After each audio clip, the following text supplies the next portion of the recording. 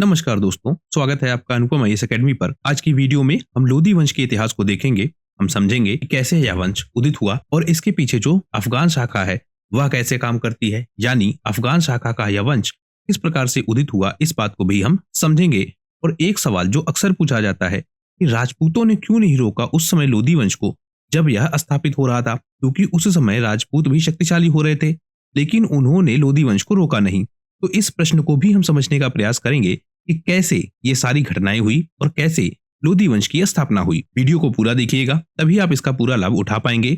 और अगर आपको इस वीडियो का पीडीएफ चाहिए हो तो डिस्क्रिप्शन में आपको लिंक मिलेगा। लिंक से आप व्हाट्सएप चैनल से जुड़ सकते हैं, जहां पर आपको इस वीडियो का पीडीएफ प्रोवाइड किया जाएगा। आने वाली परीक्षाओं में यह टॉपिक बहुत इंपॉर्टेंट है, क्योंकि जब इस टॉपिक को आप ठीक से समझेंगे तब जाकर आप मुगल परंपरा को ठीक से समझ पाएंगे या मुगल व्यवस्था को ठीक से समझ पाएंगे।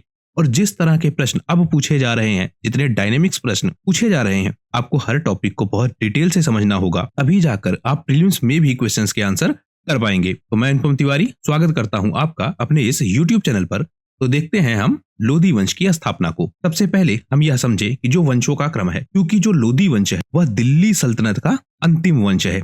इसके बाद स्थापना होगी किसकी? मुगल वंश की।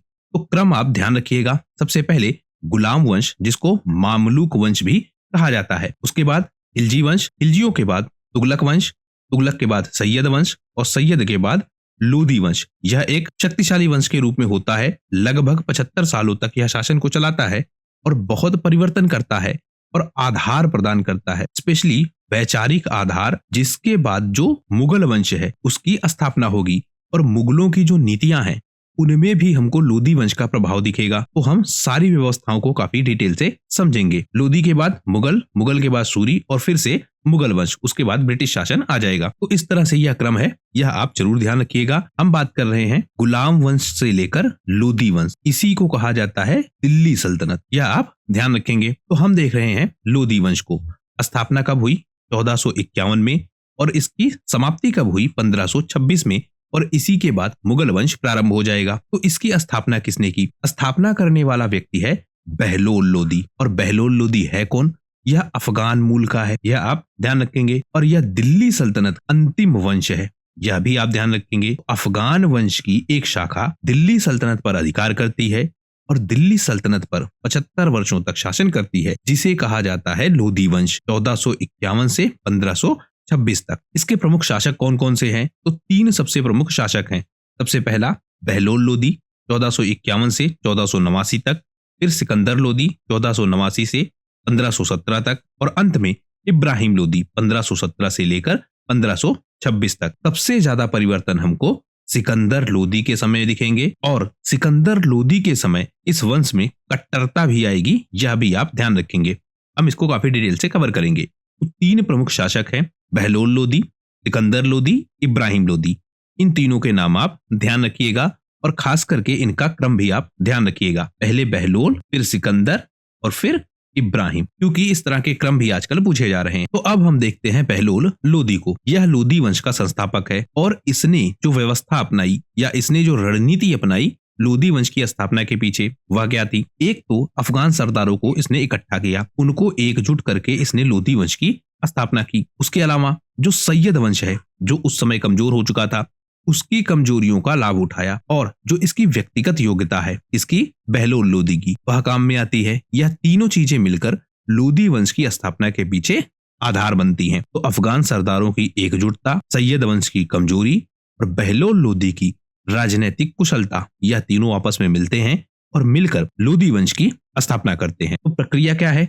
सैयद वंश कमजोर हो चुका था, तो हमने बहुत डिटेल से इस चीज को समझा था कि जो सैयद वंश है वह एक तो आर्थिक रूप से कमजोर हो चुका था, सबसे प्रमुख तथ्य। दूसरा, राजनैतिक रूप से भी कमजोर हो चुका था। और तीसरा, जो उत्तराधिकार का संकट, वह भी हमको इस वंश में दिखने लगा था। तो प्रमुख कारण अगर हम देखें तो एक तो आर्थिक असफलताएं, क्योंकि सैयद वंश ने भी टैक्स कलेक्शन बढ़ाना चाहा लेकिन वह बढ़ा नहीं पाया। जो आर्थिक व्यवस्था थी साम्राज्य की, वह कमजोर हो गई। राजनीतिक संकट भी उत्पन्न हो गया और इसके अलावा जो इसके उत्तराधिकारी हैं वह योग्य नहीं है और उस वजह से भी सैयद वंश समाप्त हो जाता है। तो सैयद वंश अपनी प्रशासनिक क्षमता को खो चुका था और इनका जो शासक है अंतिम अलाउद्दीन आलम शाह, यह ज्यादा फोकस्ड था अपने निजी सुखों पर, यानी अपने आप में ही यह मस्त था और इसको शायद प्रशासन में उतनी रुचि नहीं रह गई थी। इसके अलावा जो आर्थिक असमर्थता है, यानी कि जो आर्थिक व्यवस्था की कमजोरी है, वह भी इसके शासनकाल में चरम पर थी। तो अलाउद्दीन आलम शाह अंतिम शासक है और यह कमजोर शासक है। पहला कारण कि सैयद वंश कमजोर है। दूसरा कारण अगर हम देखें तो बहलोल लोदी का उदय हो चुका है। बहलोल लोदी एक अफगान सरदार है, तो यह भी एक प्रमुख तथ्य है कि अब जो अफगान शाखा है वह भारत में प्रशासनिक व्यवस्था स्थापित करेगी और अफगान नीतियां भारत में लागू होंगी। अभी हम इस नीति को समझेंगे और जब आप अकबर को समझेंगे और अकबर में आप समझेंगे कि क्यों राजपूतों को अधिकार दिया, उस नीति को समझेंगे, तब जाकर आप ठीक से कनेक्ट कर पाएंगे। तो बहलोल लोदी का उदय हुआ, अफगान सरदारों को इसने शामिल किया और उसी के तहत पंजाब में इसने अपनी स्थिति मजबूत की। सबसे पहले वहां पर जो अफगान सरदार हैं उनको इकट्ठा किया और इकट्ठा करने के बाद जो दिल्ली सल्तनत है उसकी स्थिति कमजोर है और दिल्ली सल्तनत की कमजोर स्थिति का लाभ उठाया और दिल्ली सल्तनत पर अधिकार कर लिया। क्रम क्या है? जो दिल्ली का अंतिम शासक है अलाउद्दीन आलम शाह, यह कमजोर शासक है और यह खुद ही सत्ता से अलग हो जाता है, यानी इसने सिंहासन खुद ही छोड़ दिया और छोड़कर चला गया बदायूं, यानी जो राजनीतिक व्यवस्था है उस व्यवस्था में अराजकता फैल चुकी थी और यह अराजकता को संभालने की हालत में नहीं था। तो इसने निर्णय यह लिया कि यह दिल्ली सल्तनत की गद्दी को छोड़ देगा और छोड़कर चला जाएगा बदायूं। अब जब यह चला जाएगा बदायूं तो एक वैक्यूम क्रिएट होगा, यानी दिल्ली सल्तनत की जो गद्दी है उस पर एक उत्तराधिकारी चाहिए होगा। तो वहां पर उदित होता है बहलोल लोदी और वह दिल्ली सल्तनत पर अधिकार कर लेता है। तो कुल मिलाकर हम देखते हैं कि जो दिल्ली सल्तनत पर अधिकार है लोदी वंश का, इस अधिकार के पीछे बहुत ज्यादा कोई द्वंद्व या बहुत ज्यादा कोई लड़ाई नहीं होती है। बिना किसी कड़े संघर्ष के दिल्ली सल्तनत पर बहलोल लोदी का अधिकार हो जाता है। बहलोल लोदी अपने साथ जो अफगान सरदार हैं, इन सरदारों को शामिल करता है, इनको सत्ता में शामिल करता है और उसके साथ ही लोदी वंश की स्थापना करता है। इस चीज को भी हम समझेंगे कि अफगान सरदार ही क्यों और अफगान सरदारों को इसने सत्ता में शामिल क्यों किया, क्योंकि यह एक तरह की नई रणनीति है और यह रणनीति आपको अकबर के काल में भी दिखेगी जब अकबर राजपूतों को भी अपने साथ शामिल करेगा। यानी अकबर के काल में जो प्रशासनिक पद हैं उन पर आपको राजपूत दिखेंगे, स्पेशली जो प्रमुख पद हैं जैसे वित्त विभाग, सैन्य विभाग, वहां पर राजपूत आपको दिखेंगे। तो वह ऐसा क्यों कर रहा था वह भी हम समझ पाएंगे। इसीलिए हिस्ट्री को आपको कनेक्टेड वे में पढ़ना चाहिए। अब यहाँ आप देख रहे हैं कि अफगानों की जो नीति है या अफगानों को शामिल करने की जो नीति है बहलोल लोदी की, वह नीति कैसे कनेक्ट होगी अकबर के साथ जब वह राजपूतों को अपने प्रशासन में शामिल करेगा। और बहलोल लोदी की जो नीति है उससे उसको किस प्रकार का फायदा हुआ, उस फायदे को जब हम अकबर के साथ कंपेयर करेंगे तब भी हम समझ पाएंगे कि यह जो नीति है वह कितनी प्रभावशाली है। तो बहलोल लोदी क्या करता है, बहुत सारे राजनीतिक और सैन्य परिवर्तन करता है। जैसे अफगानों को यह शामिल करता है और दिल्ली और उसके आसपास के जो भी क्षेत्र हैं उन पर अपनी पकड़ मजबूत करता है। हमने देखा था कि जो सैयद वंश है, सैयद वंश अपने क्षेत्र का विस्तार नहीं करता है, यह जितने प्रशासनिक क्षेत्र पर था उसी पर नियंत्रण चाहता है।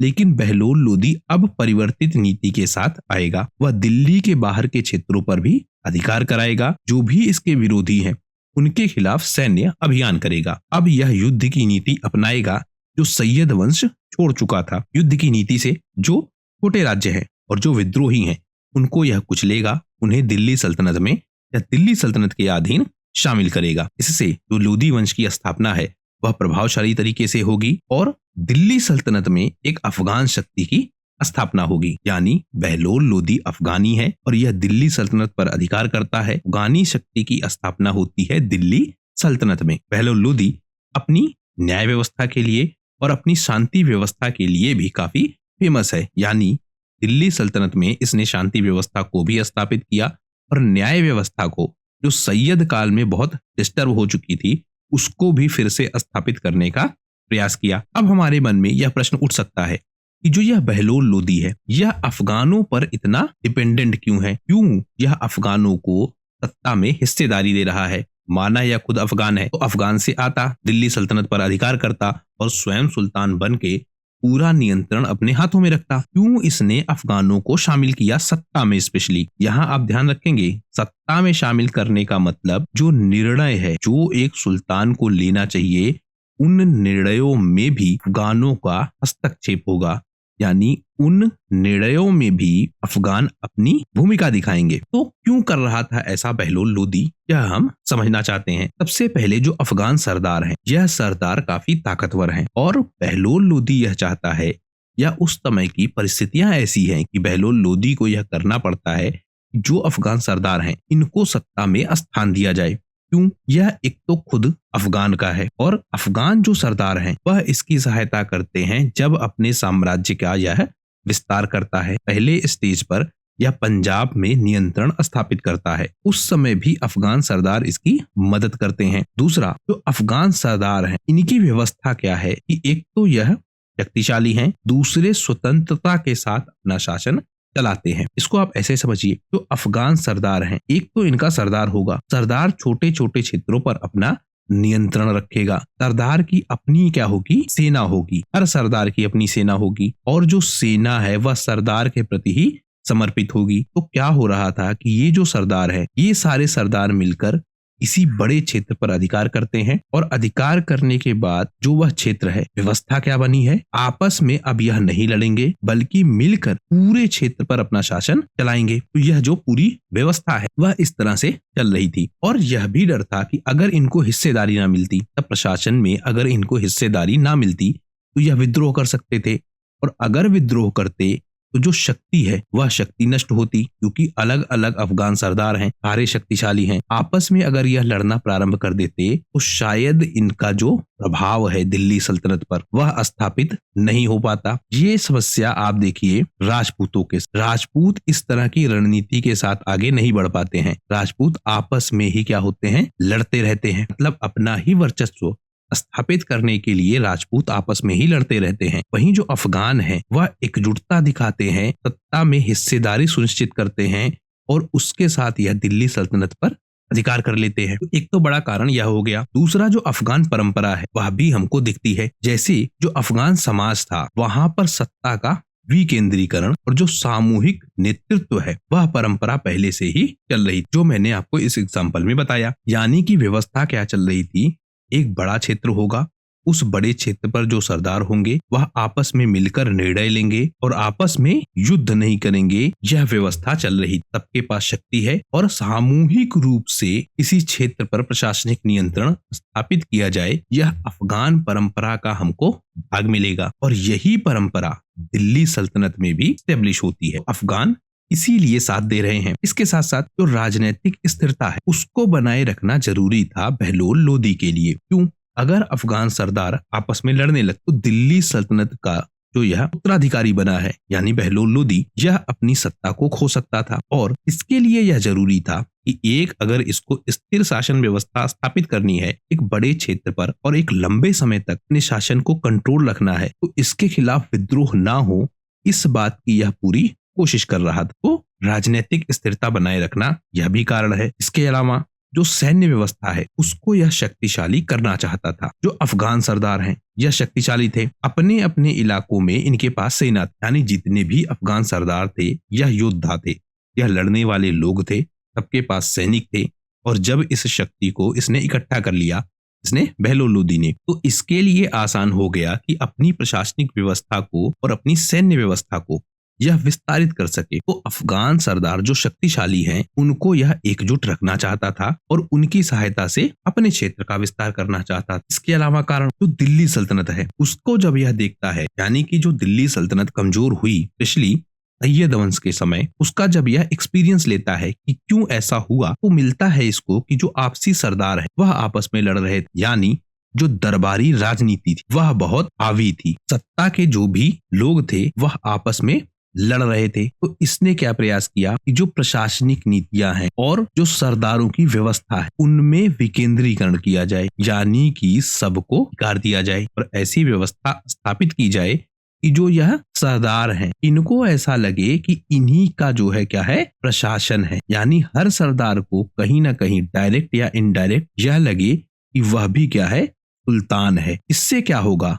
हर सरदार यह प्रयास करेगा कि शांति व्यवस्था बनी रहे, सैन्य विस्तार हो जिससे उनकी आय बढ़े। इससे क्या होगा, आपसी मतभेद कम होगा और आपस में युद्ध कम होंगे। तो इसलिए सरदारों को सत्ता में हिस्सेदारी दी गई और सबको मिलाकर इस वंश की स्थापना की गई। इससे बहुत सारे राजनीतिक लाभ भी हुए। क्यों? क्योंकि जब अफगान सरदार खुद को मान रहे हैं कि शासन उन्हीं का चल रहा है, तो उससे क्या होगी? वफादारी बढ़ेगी, यानी विद्रोह कम होगा। और जब विद्रोह कम होगा तो स्थिरता ज्यादा आएगी। स्थिरता जब ज्यादा आएगी तो व्यापार ज्यादा बढ़ेगा।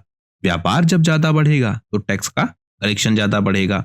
और जब टैक्स का कलेक्शन ज्यादा होगा तो राजा की जो आर्थिक स्थिति है वह मजबूत होगी। दिल्ली सल्तनत में यह समस्या उत्पन्न हो चुकी थी कि आर्थिक नीतियां पिछले दो वंशों की, सैयद वंश की और तुगलक वंश की, दोनों फेल की थी। तो बहुत बड़ा वैक्यूम क्रिएट हो गया था आर्थिक व्यवस्था के मामले में। अब जो यह व्यवस्था बनी, इस व्यवस्था से जब अफगान सरदार आपस में नहीं लड़ रहे हैं और सब मिलकर शासन को चला रहे हैं, क्षेत्र का विकास हो रहा है और आर्थिक व्यवस्था मजबूत हो रही है। धीरे धीरे जो दिल्ली सल्तनत है यह अपनी पकड़ मजबूत करता गया और बहुत बड़े क्षेत्रों में अपने शासन को फैलाता गया। तो हमने कारण देख लिया। अब अगर हम मोटा मोटा समझें कि जो बहलोल लोदी है और जो अफगान है, इनके मध्य किस तरह का संबंध है, क्योंकि सरदारों को यह ठान दे रहा है सत्ता में, लेकिन इसका अपना क्या संबंध है अफगानों के साथ? तो एक तो यह मूल अफगानी है, लेकिन उसमें भी डिटेल्स है। जैसे एक कबीला था साहू खेल कबीला। यह कबीला कौन सा था? जो अफगानी पठान थे, और उनकी एक शाखा थी लोधी कबीला। तो एक थे अफगानी पठान, अफगानी पठानों की एक शाखा थी लोधी कबीला, और इसी की एक शाखा थी साहू खेल कबीला। तो साहू खेल जो कबीला है यह कनेक्टेड था किससे? बहलोल लोदी से। बहलोल लोदी किससे कनेक्टेड है? साहू खेल कबीले से, जो कहाँ के हैं? अफगान के हैं।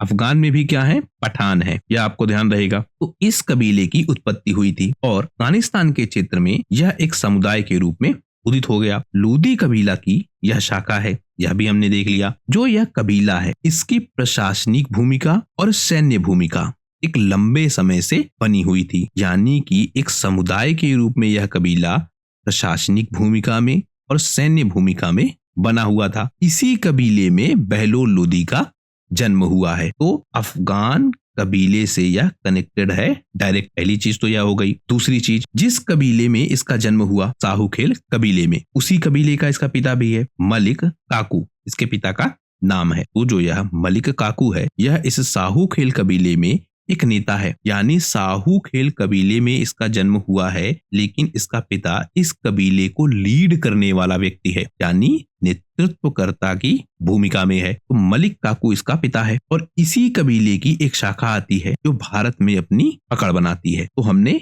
संरचना को समझा कि यह किस तरह से कनेक्टेड है कानों से। अब हम समझें कि इस साहू खेल कबीले ने दिल्ली सल्तनत पर अधिकार करने में किस तरह से सहायता की। तो जो अफगान सरदार हैं इनमें एकजुटता है, यानी ये सब मिलकर किसी क्षेत्र पर आक्रमण करते हैं, उसको जीतते हैं और सारे मिलकर प्रशासनिक व्यवस्था को कंट्रोल करते हैं। तो जो अफगान कबीले हैं, एक तो साहू खेल कबीला है जो डायरेक्ट कनेक्टेड है बहलोल लोदी से। इसके अलावा जो कबीले हैं जैसे गुर्जर कबीला, यूसुफजाई कबीला, तो लोदी कबीला, गुर्जर कबीला, यूसुफजाई कबीला, ये सारे कौन से हैं? अफगान है। मतलब अफगान एक मेन कैटेगरी है, उसके नीचे यह कबीले हैं। जैसे हमने बात की लोधी की, हमने बात की गुर्जर की और हमने बात करी यूसुफजाई, तो यह सब इसके क्या है? नीचे हैं। किसके? अफगान कबीले के। अब ये लोग मिलकर आक्रमण करेंगे किसी क्षेत्र पर और आपस में क्या करेंगे? सत्ता में हिस्सेदारी। जो यह साहू खेल कबीला है यह पूरे अफगान समाज में एक प्रभावशाली भूमिका में था, यानी कि यहाँ आप यह समझिए अफगान कबीला अधिकार कर रहा है, लेकिन बहलोल लोदी ही क्यों कोई और नहीं उदित हुआ? तो एक तो पूरा अफगान कबीला है, उस अफगान कबीले में जो साहू खेल कबीला है यह कबीला सबसे क्या है? अग्रणी है। और जो इसका पिता है, इसका बहलोल लोदी का, यह इस कबीले का क्या है? नेता है। इस वजह से बहलोल लोदी आगे बढ़ता है और दिल्ली सल्तनत पर अपना वंश स्थापित करता है। शायद यह अंतर आपको आज तक ना पता रहा हो कि अफगान कबीलों में यह साहू खेल कबीला और साहू खेल कबीले में भी यह जो आपका बहलोल लोदी है यही दिल्ली सल्तनत का राजा या सुल्तान क्यों चुना जाता है। तो पूरा घटनाक्रम या पूरी आइडियोलॉजी आप समझ रहे होंगे। तो कुल मिलाकर जो साहू खेल कबीला है और उसका बहलोल लोदी दिल्ली सल्तनत पर अधिकार कर लेता है। अब एक अगला प्रश्न क्या? जो राजपूत उस समय, वह राजपूत भी अपनी शक्ति का विस्तार कर रहे थे। तो जब यह लोदी वंश स्थापित हो रहा था तो राजपूतों ने विरोध क्यों नहीं किया? क्यों राजपूतों ने नहीं रोका लोदी वंश की स्थापना को जो वह दिल्ली पर कर रहे थे। इसके पीछे के कारणों को भी हम समझते हैं। सबसे पहली जो अफगान नीति है, अफगान नीति कौन सी? सरदारों को संगठित करके लड़ने की नीति। यह नीति हमको राजपूतों में नहीं दिखती है। राजपूत आपस में ही लड़ रहे थे। पहला कारण कि जो लोधी वंश है वह शक्तिशाली है, और शक्ति का कारण क्या है? अफगान नीति, यानी जो अफगानी लोग हैं वह आपस में मिलकर सत्ता में साझेदारी दे रहे हैं। इसके अलावा जो लोधी वंश के शासक, इन्होंने राजपूतों के क्षेत्रों पर आक्रमण नहीं किया। तो राजपूतों के क्षेत्र पर जब आक्रमण नहीं किया तो राजपूतों से इनका द्वंद्व नहीं हुआ, और जब द्वंद्व नहीं हुआ तो राजपूत इनके अगेंस्ट खड़े भी नहीं हुए। तो अपनी शासन व्यवस्था को मजबूत करना, अपने क्षेत्र को सुरक्षित रखना, ये फोकस्ड एरिया थे किसके? लोधी वंश। अगला कारण, जो लोधी वंश के लोग हैं इन्होंने राजपूतों को अपने अंडर लाने की कोशिश नहीं, जो तुगलक वंश ने की थी, तो ध्यान रखना होगा। तो लोधी यह नहीं चाहते थे कि राजपूतों से उनका किसी तरह का बैर हो, तो राजपूतों को उन्होंने स्वतंत्र छोड़ दिया। अब यह पूरी लोधी वंश की अफगान नीति है। पहली नीति, अपने सरदारों को इकट्ठा करो और उनसे एक मजबूत शासन व्यवस्था स्थापित करो। दूसरा, बिना वजह राजपूतों पर आक्रमण नहीं करना। तीसरा, इनडायरेक्टली यह एक्सेप्ट कर लेना कि राजपूत अपने क्षेत्र में स्वतंत्र हैं। यह अफगान नीति का परिणाम था। दूसरा कारण, जो राजपूतों की क्षेत्रीय राजनीति थी, वह क्या थी? राजपूत आपस में ही लड़ रहे थे और हर राजपूत यह चाहता था कि उसकी स्वतंत्र शाखा स्थापित हो, वह स्वतंत्र रूप से एक राजा स्थापित हो। आपसी मतभेद, आपसी संघर्ष यह लगातार राजपूतों में बने रहे। इससे जो राजपूत हैं वह कभी संगठित ही नहीं हुए कि वह लोधी वंश के खिलाफ कोई विरोध कर, तो लोधी वंश के खिलाफ यह खड़े ही नहीं हो पाए या खड़े होना ही नहीं चाहा। इसके अलावा राजपूतों का मुख्य ध्यान क्या था? यह अपने राज्य की रक्षा कर रहे थे, और जो इनके स्थानीय शत्रु हैं उनसे यह लड़ने में व्यस्त हैं। तो अफगान नीति क्या है? अलग तरह चल रही है। राजपूतों की नीति क्या है? या राजपूतों की जो राजनीतिक परिस्थिति है वह क्या है? उनमें अंतर है। इस वजह से लोधी वंश और राजपूत आपस में नहीं लड़ेंगे। एक कारण यह हो गया। दूसरा कारण, जो लोधी वंश है यह कुछ हद तक प्रारंभिक स्तर पर, स्पेशली आप कहेंगे क्योंकि सिकंदर लोधी के समय यह समस्या आएगी, तो प्रारंभिक स्तर पर यह धर्मनिरपेक्ष है। इस कारण से जो धार्मिक द्वंद्व होना चाहिए वह द्वंद्व भी नहीं हुआ था, क्योंकि इससे पहले आपने देखा था हिंदू मुस्लिम द्वंद्व प्रारंभ हो चुका था। यानी अब जो राजा है वह या तो हिंदू है या मुस्लिम है। इस विचारधारा पर युद्ध होने लगे थे। लेकिन लोधी वंश के समय जो इसकी धार्मिक नीति है, उस नीति के कारण यह विचारधारा काम नहीं कर रही थी। इसलिए हम कह रहे हैं बार बार कि अपने प्रारंभिक स्तर पर, बाद में इसमें भी यह दिक्कतें आएंगी। तो धर्मनिरपेक्ष नीति है। इसमें हम देखते हैं कि जो हिंदू प्रजा है उनके साथ भी अच्छा व्यवहार रखा जाए, इस बात का ध्यान रखा जाता था। और जब इस बात का ध्यान रखा जाता था तो शांति व्यवस्था बनी हुई थी। राजपूत मुख्यतः लीड कर रहे थे हिंदू समाज को, और जो दिल्ली सल्तनत के लोग हैं वह मुख्यतः लीड कर रहे थे मुस्लिम समाज के लोग। तो आपस में इनमें शत्रुता तब ज्यादा होगी जब यह दिखाने की कोशिश की जाएगी कि इस्लाम का विस्तार हो रहा है हिंदू क्षेत्र पर। लेकिन लोधी वंश क्या कर रहा है? धर्मनिरपेक्ष नीति के साथ आगे बढ़ रहा है। हमने जैसा अभी चर्चा की कि सिकंदर लोधी के टाइम आते आते कट्टरता आएगी, लेकिन इस समय भी जो राजपूत राज्य हैं उन पर कोई बड़ा अभियान नहीं किया गया, यानी राजपूतों से डायरेक्ट युद्ध नहीं हुआ। स्थिति बदलती है पानीपत के युद्ध से। इस समय जो इब्राहिम लोधी है वह बाबर से युद्ध करता है, यानी पानीपत की जो पहली लड़ाई है वह इब्राहिम लोधी और बाबर के बीच होती है 1526 में। इसी के बाद लोधी वंश समाप्त हो जाता है। अब जब बाबर आएगा इसके बाद रणनीति बदलेगी। अब राजपूतों से क्या होगा? द्वंद्व होगा। स्पेशली हम बात करेंगे आनवा के युद्ध की, जो कब हुआ?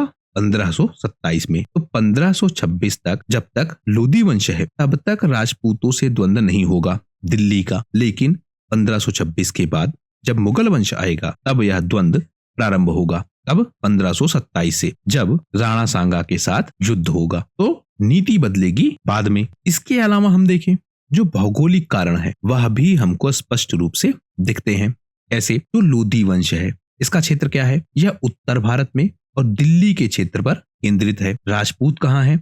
वह है राजस्थान में और उसके आसपास के क्षेत्र में। तो भौगोलिक दूरी है, मतलब दोनों का जो क्षेत्र है वह ओवरलैप नहीं कर रहा है। इस वजह से दोनों अलग अलग क्षेत्रों में अपनी प्रशासनिक व्यवस्था चला रहे हैं। तो जो भौगोलिक दूरी है वह भी एक प्रमुख कारण है कि इनके मध्य आपसी द्वंद्व नहीं हुआ या राजपूतों ने रोकने की कोशिश नहीं की। जो आंतरिक समस्याएं वह भी बनी हुई थी, इसके साथ लोधी वंश के साथ, क्योंकि हमने देखा कि जो दिल्ली सल्तनत है पिछली सैयद वंश के समय, इनमें आपसी विद्रोह बहुत बढ़ चुका था। तो लोधी वंश ने क्या किया, अफगान सरदारों को इकट्ठा किया और जो स्थानीय शासक हैं जो विद्रोह कर रहे थे, इनके विद्रोह को दबाने में अपनी ऊर्जा या अपने ध्यान को केंद्रित रखा। तो आंतरिक समस्याओं को दबाकर अपने राज्य को मजबूत किया जाए, इस बात पर लोधी वंश ज्यादा फोकस्ड था। तो राजपूतों से द्वंद्व क्यों नहीं हुआ, वह सारे कारण हम समझ चुके हैं। अगला टॉपिक देखें, जो लोधी वंश है और जो राजपूत, क्या इनके मध्य किसी तरह का संबंध नहीं था? तो इनके बीच जो थोड़ा बहुत हमको संबंध दिखता है, जो पैरेलल चलेगा, उसे हम समझते हैं। सबसे पहले हम बात करेंगे कि इनकी स्थिति क्या है। राजपूत कहाँ है? राजस्थान में। लोधी वंश कहाँ है? वह है मुख्यतः उत्तर भारत में, दिल्ली में, आगरा में, पंजाब में। तो दिल्ली सल्तनत, स्पेशली अगर हम बात करें पूरे दिल्ली सल्तनत की, गुलाम वंश से लेकर, तो इनका क्षेत्र मुख्यतः ज्यादातर कहाँ है? दिल्ली, आगरा और पंजाब में। यह हमको गंगा यमुना दोआब में भी मिलेंगे। वहीं राजपूत कहाँ ज्यादा है?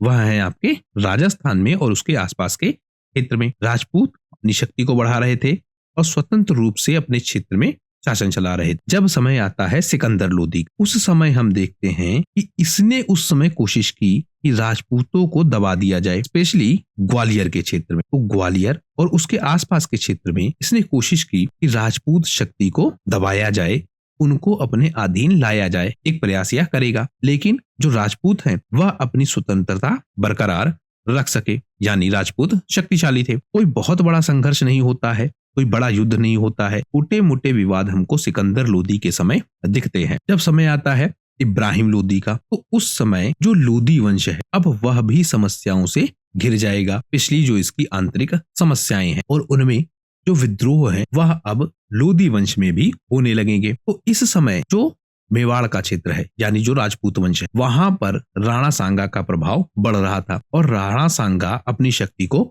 बढ़ा रहे थे। वहीं जो लोधी वंश है वह कमजोर हो रहा था। तो इब्राहिम लोधी के समय क्या हो रहा था? लोधी वंश कमजोर हो रहा था और जो राणा सांगा है, जो राजपूत शक्ति को आगे बढ़ा रहे थे, वह उदित हो रहे थे या अपने क्षेत्र का विस्तार कर रहे थे। राणा सांगा ने इस इब्राहिम लोधी कमजोर प्रशासनिक व्यवस्था का लाभ उठाया। इन्होंने अपने क्षेत्र का विस्तार किया। कहाँ? मेवाड़ में और उसके आसपास के क्षेत्रों में भी। तो अभी हमने देखा जो आपका सिकंदर लोधी है, यह सिकंदर लोधी राजपूत शक्ति को अपने अंडर लाने का एक प्रयास करता है। लेकिन इब्राहिम लोधी के समय स्थिति बदल जाती है और जो राजपूत शक्ति है जिसे उस समय लीड कर रहे हैं राणा सांगा, यह अपनी शक्ति को इब्राहिम लोधी के शासन क्षेत्र में आगे बढ़ाते हैं। संबंध आप देख रहे होंगे, बड़े विवाद नहीं है लेकिन छोटे मोटे विवाद हमको दिखेंगे जो पैरेलल चलेंगे। तो राणा सांगा ने इब्राहिम लोधी के खिलाफ कुछ क्षेत्रीय विस्तार किए, मतलब कुछ क्षेत्रों पर विस्तार किया, लेकिन कोई बड़ा युद्ध नहीं हुआ। तो इस तरह हम देखते हैं कि राजपूत और लोधी वंश के मध्य इस तरह का संबंध है। पहला हमने देखा कि राजपूतों ने क्यों नहीं रोका, फिर हमने देखा कि क्या राजपूत और लोधी वंश के बीच कोई संबंध नहीं था। तो हम देखते हैं कि थोड़ा बहुत कनेक्शन हमको दिखता है। तो इस तरह हम देखते हैं कि जब तक पानीपत की लड़ाई नहीं होती है तब तक राजपूत शक्ति और दिल्ली सल्तनत का कोई प्रशासक आपस में नहीं भिड़ता है, यानी लोधी वंश के समय। लेकिन जब 1526 में पानीपत की लड़ाई होती है, इब्राहिम लोधी हार जाता है, उस समय बाबर यह प्रयास करता है राजपूत शक्ति से टकराने का और यहीं पर राजपूत शक्ति से इनका द्वंद्व होगा। तब 1527 में खानवा की लड़ाई में। तो इस तरह हम देखते हैं कि जो लोधी वंश है वह राजपूतों के खिलाफ कोई बड़ा अभियान नहीं करता है और जो राजपूत शक्ति है वह भी लोधी वंश से नहीं भिड़ती है। दोनों अपने अपने क्षेत्र में अपने अपने प्रशासनिक व्यवस्था को बढ़ा रहे थे, सैन्य विस्तार कर रहे थे। यही सैन्य विस्तार जब आगे बढ़ेगा और दिल्ली सल्तनत पर अधिकार हो जाएगा मुगल वंश का, तो दोनों के बीच हमको टकराव दिखेगा। तो इस तरह हमने समझा कि लोधी वंश की स्थापना कैसे हुई। लोधी वंश के जो प्रमुख शासक हैं वह शासक कौन से हैं, राजपूत और लोधी वंश आपस में क्यों नहीं भिड़ते हैं, यह हमने समझा। अफगानों से जो कनेक्शन है वह हमने समझा और अफगानों की जो नीति है शासन में हिस्सेदारी की, उस हिस्सेदारी की नीति को भी हमने समझा। इस वीडियो में फिलहाल इतना ही। अगर वीडियो पसंद आया हो तो प्लीज शेयर कीजिए अपने दोस्तों के साथ, सब्सक्राइब कीजिए इस चैनल को। आपका हमसे जुड़ने के लिए बहुत बहुत धन्यवाद। आपका दिन शुभ हो।